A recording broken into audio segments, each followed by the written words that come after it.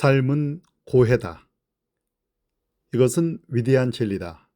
다시 말하자면 이 세상에서 가장 위대한 진리 중에 하나다. 이것이 위대한 진리인 까닭은 진정으로 이 진리를 깨닫게 되면 그것을 뛰어넘을 수 있기 때문이다. 진정으로 삶이 힘들다는 것을 알게 되면, 즉 진정으로 그 사실을 이해하고 받아들이게 되면 삶은 더 이상 힘들지 않게 된다. 일단 받아들이게 되면 삶이 힘들다는 사실은 더 이상 문제가 되지 않기 때문이다. 대부분의 사람들은 삶이 힘들다는 이 진리를 제대로 깨닫지 못한다.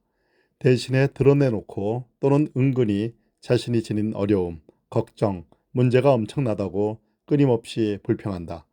그들은 마치 삶은 기본적으로 편안한 것처럼, 다시 말해 삶은 응당 편안해야 한다고 여기는 것 같다. 자신이 겪는 어려움이 특별히 자신이나 가족, 부족, 계급, 국가, 인종 혹은 인간에게만 들이닥친 유례없는 고통이라고 생각하고 있음을 드러내놓고 또는 은근히 발설한다. 나 자신도 그래 본 적이 있기 때문에 이러한 불평이 어떤 것인지 안다. 삶은 문제의 연속이다. 우리는 이 문제들을 해결하고 싶은 걸까? 아니면 그저 불평하고 싶은 걸까? 우리 아이들에게 이 문제들의 해결법을 가르치고 싶은 걸까? 삶의 문제들을 해결하기 위해 필요한 기본적인 도구는 훈육이다. 훈육 없이는 아무것도 해결할 수 없다. 부분적인 훈육으로는 일부 문제만 해결할 수 있다. 온전한 훈육이 있어야 모든 문제를 해결할 수 있다. 삶이 힘들다는 것은 문제를 직면하고 해결하는 과정이 고통스럽다는 것을 말한다. 문제가 생기면 어떤 문제냐에 따라 절망, 비애, 슬픔, 외로움, 죄책감, 후회, 분노, 두려움, 걱정, 고뇌, 좌절 같은 감정을 느끼게 된다.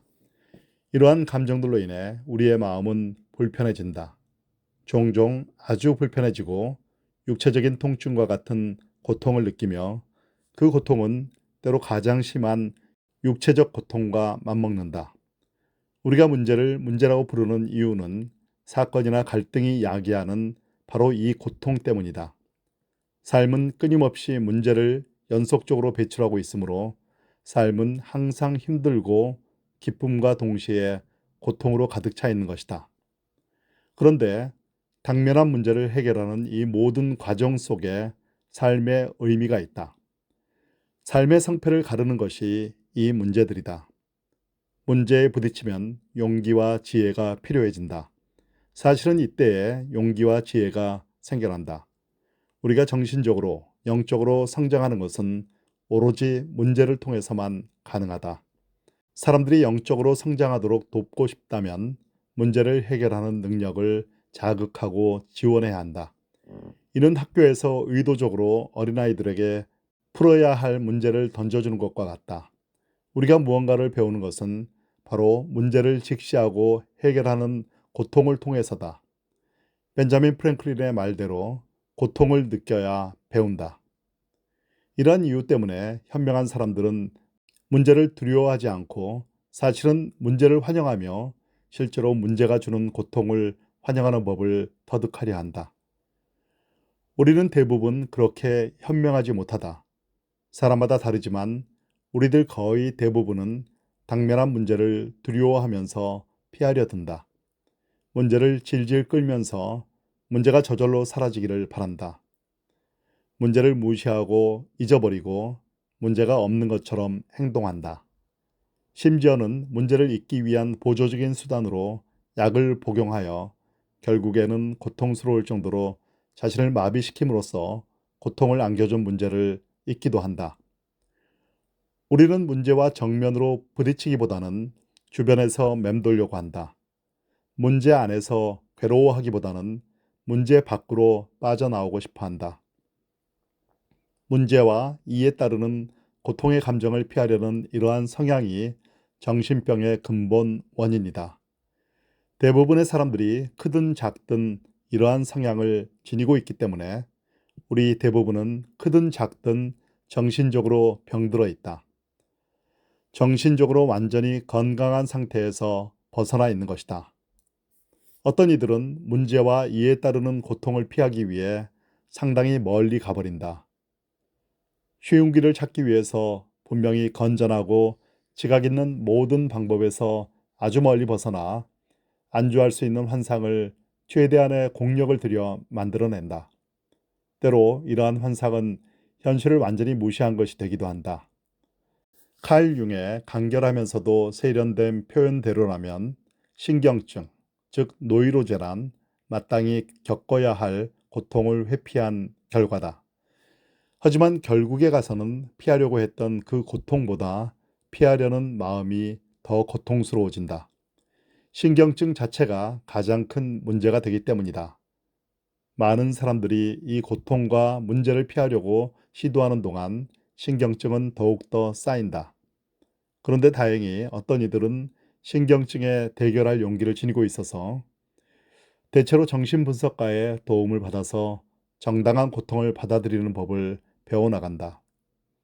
어떤 경우든지 문제를 처리하는 과정에서 생기는 정당한 고통을 피하려 하면 역시 문제를 통해 우리가 얻을 수 있는 성장을 놓치게 된다.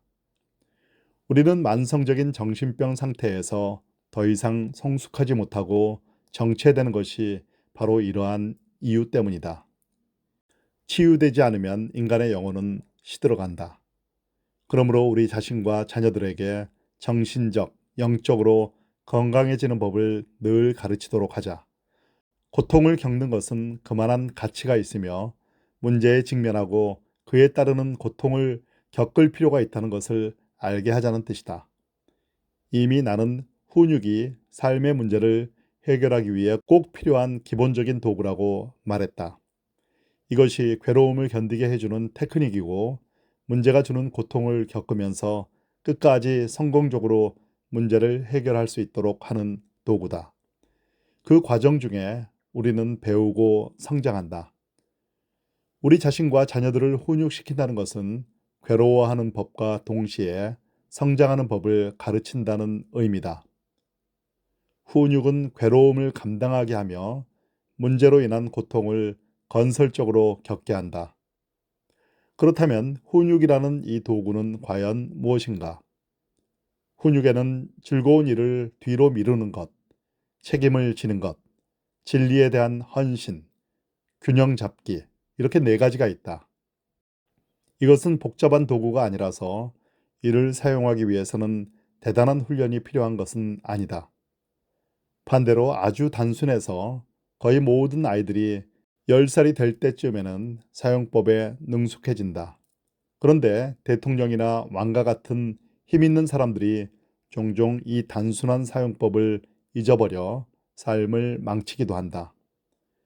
문제는 이 도구의 복잡함이 아니라 이를 사용하고자 하는 의지가 있느냐 없느냐에 달려 있다. 이 도구들은 고통을 피하기 위한 것이 아니라 고통에 대항하기 위한 것이기 때문이다. 만일 누군가 마땅히 겪어야 할 고통을 피하고자 한다면 이를 사용하려 하지 않을 것이다. 그러므로 우리는 이 각각의 도구들을 분석해보고 그것을 사용하려는 의지, 즉 사랑이라는 것을 살펴봐야 한다.